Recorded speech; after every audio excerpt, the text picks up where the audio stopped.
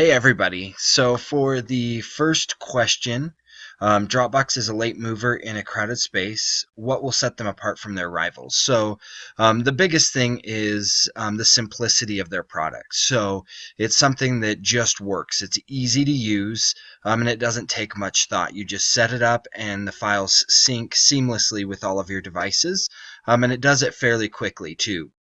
And so you're always working on the latest version of the same file because it automatically updates among all of your devices.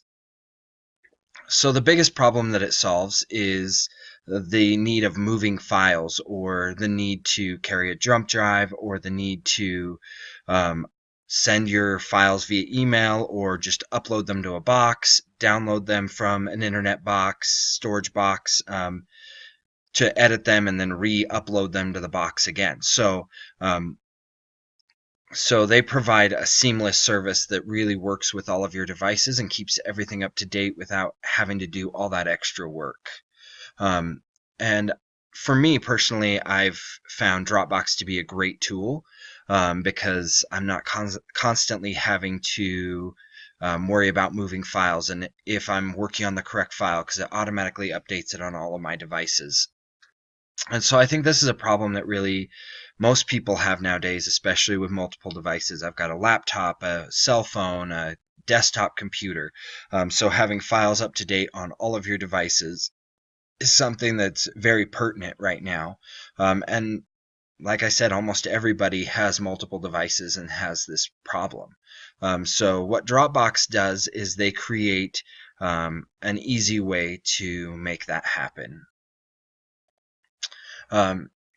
So on the second question, what early hypothesis turned out to be wrong? So I think as I read the case study, the one that really stood out to me was their marketing plan. So at first they thought that if they used Google AdWords and had all the correct keywords, that they would just be able to get a lot of people driven to their site. And most people that work on the web have that same mentality, that all I have to do is get it out there, put the correct ads out there, and then everybody's just going to flock to my site. The conversion rates are going to be high, and I'm going to make all kinds of money. And that's not always the way it works. And as the Dropbox case study really showed, it wasn't the case. They ended up spending over $300 to get one person that was paying $99 a year. And so that really didn't work out in an economical sense. They really weren't able to continue that pattern because it just wasn't making money. They were losing money off of every conversion.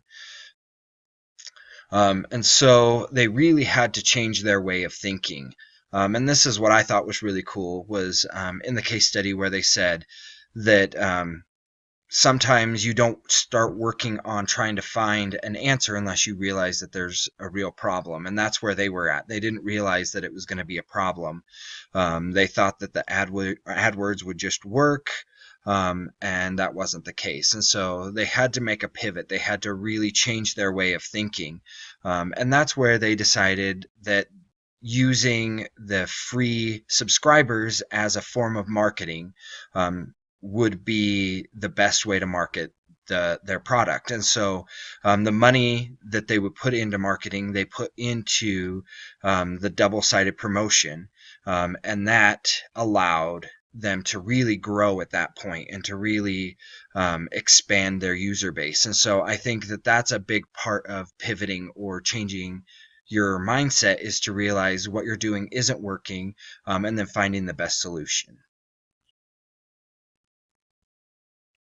And that's all I've got. Thank you.